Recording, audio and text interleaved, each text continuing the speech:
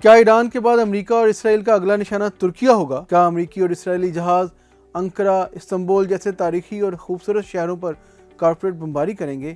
کیا وہاں بھی نام نہاد رجیم چینج آپریشن سر انجام دیا جائے گا جس میں پاپولر صدر کی حکومت کا تختہ الٹانے کی سازش کی کوشش ہوگی؟ یہ منظرنامہ بہت پیچیدہ ہے جس کی گتھیاں سلجھانے کی کوشش کرتے ہیں۔ ویڈیو کو اینڈ تک دیکھیے گا۔ ناظرین، ابھی تک تو ایرانی ڈٹے ہوئے ہیں، وہ اپنے ملک کے ایک ایک چپے کا دفاع کر رہے ہیں، لیکن اگر خدا نخواستہ اسرائیل اور امریکہ اپنے ناپاک ارادے میں کامیاب ہو گئے اور میرے منہ میں خاک کے ایران پر ان کا قبضہ ہو گیا تو اگلا نشانہ کون ہوگا؟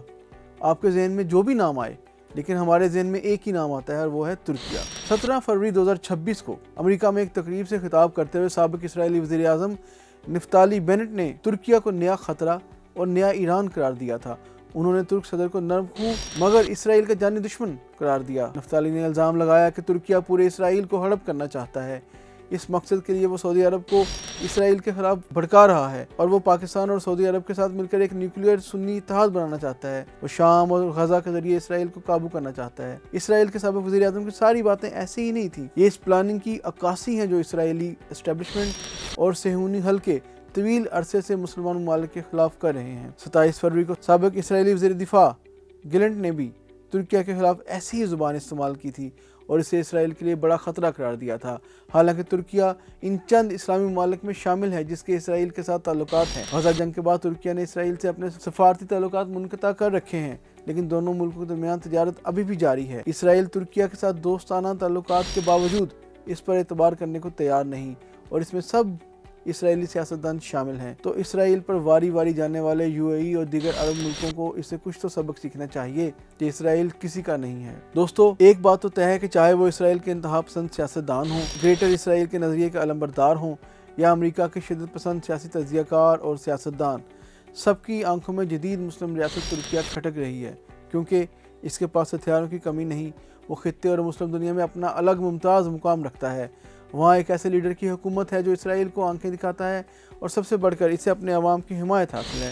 تو کیا اسرائیل سے قریب ایسی مضبوط اسلامی روایات کی حامل ریاست کا وجود استعماری قوتوں کو برداشت ہوگا؟ تو جواب ہے بالکل نہیں۔ ترکیہ کو بھی اس کا ادراک ہے، اس لیے اس نے اپنے دفاع کو ہر روز مضبوط کیا ہے۔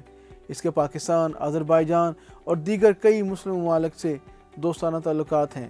نیٹو کا ممبر ہونے کے ناطے یورپی ممالک کے ساتھ بھی ترکیہ کے اچھے تعلقات ہیں، مگر ایران کی جاری جنگ سے ترکیہ کی لیڈرشپ پریشان ہے کہ معاملات کس طرف جا رہے ہیں۔ انہیں تشویش ہے کہ کہیں یہ آگ ان کے ملک کو بھی اپنے لپیٹ میں نہ لے لے۔ ترکیہ کی سب سے بڑی تشویش یہ ہے کہ کہیں موجودہ ایرانی حکومت یا سسٹم ختم نہ ہو جائے۔ ایسی صورت میں وہاں خانہ جنگی بھی لگ سکتی ہے، جس سے ایران کا ہمسایہ ہونے کے ناطے ترکیہ سب سے زیادہ متاثر ہوگا۔ یہ بھی ہو سکتا ہے کہ ایران جیسے بڑے حریف کو شکست دینے کے بعد اسرائیل اپنی پوری قوت سے ترکیہ کو نشانہ بنائے تاکہ وہ پورے مشرق وسطیٰ کو گریٹر اسرائیل کا حصہ بنا سکے۔ گریٹر اسرائیل کے بعض نقشوں میں جنوبی ترکیہ اور جنوب مشرقی ترکیہ کے کچھ علاقے اسرائیل کی ناجائز ریاست کا حصہ دکھائے گئے ہیں، جن میں بحیرہ روم کے قریب ہاتائے کا علاقہ ہے جو کہ شام کی سرحد کے ساتھ ہے اور اکثر نقشوں میں شامل کیا جاتا ہے۔ جنوب مشرقی اناطولیہ شام اور عراق کے قریب واقع ہے۔ اس میں غازی انتاب، شانلی عرفہ، ماردین، دیار بکر اور آدیامان کے علاقے شامل ہیں۔ ان علاقوں کو اسرائیل نے نظریاتی نقشوں میں شامل کرنے کی عام طور پر 3 وجوہات بتائی جاتی ہیں۔ پہلی، ان کی شام اور عراق کی سرحد کے ساتھ واقع ہونے کی جغرافیائی قربت ہے۔ دوسری وجہ، یہ دریائے فرات کا خطہ بنتا ہے جس کا تورات میں حوالہ ہے۔ اور تیسری وجہ وہ یہ بتاتے ہیں کہ قدیم تاریخی اور مذہبی کتابوں میں اس سرزمین کا اسرائیل سے وعدہ کیا گیا ہے۔ دوستو، ترکی کا یہ خدشہ نیا نہیں ہے۔ ایک عرصے سے اسرائیلی انتہا پسند اور امریکہ کے شدت پسند تجزیہ کار یہ کہتے آ رہے ہیں کہ ایران کے بعد ترکیہ اسرائیل کے وجود کے لیے بڑا خطرہ ہو سکتا ہے، کیونکہ انہیں رجب طیب اردوان کی قیادت سے خطرہ محسوس ہوتا ہے۔ ترکیہ کے وزیر خارجہ حاکان فیدان کہتے ہیں جتنی جلدی ممکن ہو امریکہ، اسرائیل اور ایران کی جنگ ختم ہونی چاہیے۔ تمام فریقوں کو مذاکرات کی میز پر واپس آنا چاہیے۔ پائیدار حل صرف بات چیت سے ہی نکل سکتا ہے۔ ترکیہ اپنی تمام توانائی ایسی سمت میں لگا رہا ہے جس سے مذاکرات کی راہ ہموار ہو۔ فیدان نے اسرائیلی حکومت پر سخت تنقید کرتے ہوئے کہا کہ ترکیہ کسی بھی اشتعال انگیزی کے چال میں آ کر اس ناجائز جنگ میں شامل نہیں ہوگا۔ اس دوران ایرانی وزیر خارجہ عباس اراغچی کی جانب سے سوشل میڈیا پر ترکی زبان میں جاری کی گئی پوسٹ کو ترکیہ میڈیا نے نشر کیا۔ اراغچی نے لکھا، برادر ترک قوم اور دوست ترک حکومت کی طرف سے ایرانی عوام کے لیے کی گئی دعائیں اور اظہار یکجہتی ہمارے لیے طاقت اور حوصلے کا بڑا ذریعہ ہیں۔ ترکیہ میں اب تک جنگ کے خلاف کئی مظاہرے بھی ہو چکے ہیں۔ تازہ ترین احتجاج میں ترکی یوتھ یونین کے ارکان ترکی اور ایران کے پرچم تھام کر انقرہ میں امریکی سفارت خانے کے سامنے گئے اور امریکہ اور اسرائیل کے ایران پر حملوں کے خلاف مظاہرہ کیا۔ صدر رجب طیب اردوان کی حکومت میں اتحادی جماعت حرکت پارٹی کے سربراہ دولت باغلچی نے اس خدشے کا اظہار کیا ہے۔ انہوں نے افطار ڈنر سے خطاب کرتے ہوئے کہا، ایران ایک وسیع تاریخی پس منظر رکھتا ہے۔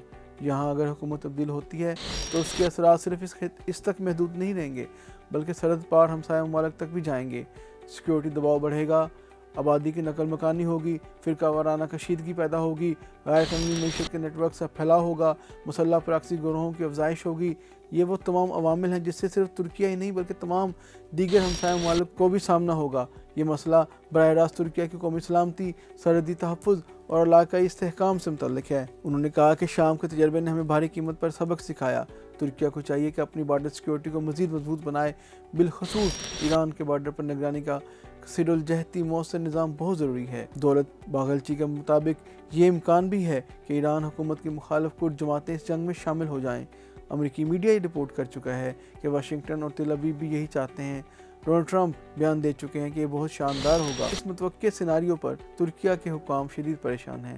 اگرچہ چند دن پہلے ٹرمپ نے یہ موقف اختیار کیا کہ فی الحال کردوں کو جنگ میں شامل کرنے کا ان کا کوئی منصوبہ نہیں ہے، تاہم یہ امکان ابھی تک مکمل طور پر ختم نہیں ہوا۔ ایرانی کردستان کی تنظیم کوملا کے سیکرٹری جنرل عبداللہ نے نیوز ویک کو بتایا کہ اگر ڈونلڈ ٹرمپ حمایت کریں تو ان کی فورسز مشترکہ امریکی اسرائیلی فضائی مہم کے دوران ایران کی سیکیورٹی فورسز کے خلاف زمینی کارروائیاں شروع کرنے کے لیے تیار ہیں۔ ہم ایرانی فورسز کو پیچھے دھکیل کر کردستان کے علاقے میں شہروں پر قبضہ کر سکتے ہیں، اپنے لوگوں کی حفاظت کر سکتے ہیں، انہیں حکومتی فورسز کے قتل عام سے بچا سکتے ہیں، امن قائم کر سکتے ہیں اور افراتفری کو روک سکتے ہیں۔ عبداللہ محتدی کے مطابق ایسا ہونا ایرانی عوام کی ہمت بڑھا سکتا ہے کہ وہ اٹھ کھڑے ہوں۔ یہ تو صرف ایرانی فرنٹ ہے، لیکن ترکیہ کو اپنے ہمسایوں شام اور عراق کے معاملات میں بھی تشویش ہے۔ ترکیہ کے لیے خطرات بڑھ رہے ہیں، اسے ایک چومکھی لڑائی لڑنا پڑ رہی ہے، لیکن ترک قوم بھی ایرانیوں کی طرح متحد ہے، اس لیے اسے ہرانا آسان نہیں۔